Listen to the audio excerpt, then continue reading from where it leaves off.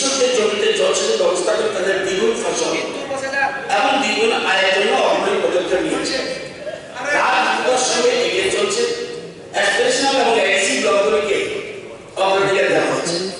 কৃষকরা সৌর পাম্প দিয়ে অত্যন্ত উপকৃত হচ্ছে, কারণ তারা একক ফসলের পরিবর্তে দ্বিগুণ উৎপাদন শুরু করছে এবং দ্বিগুণ আয় করছে।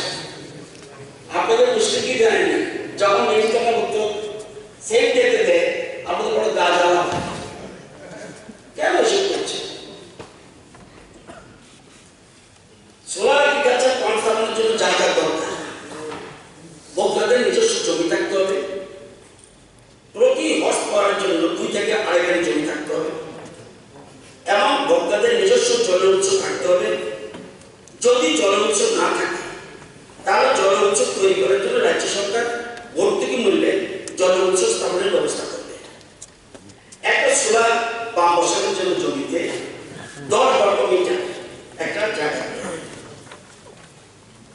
এবং 1 গোড়া যদি লাগায় 1,39,291 টাকা লাগে। কৃষককে দিতে হয় 10,000 টাকা।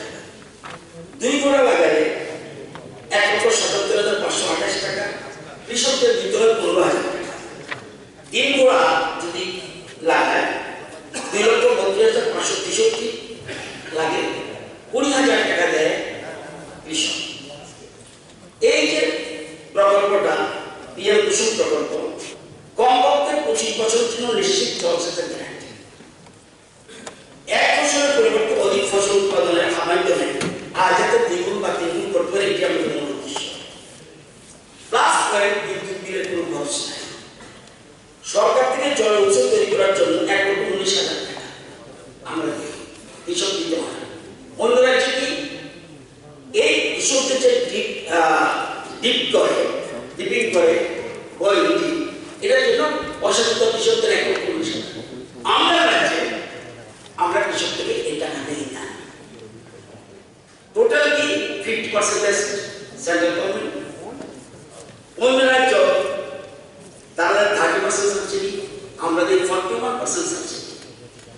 অন্য রাজ্যে কৃষকরা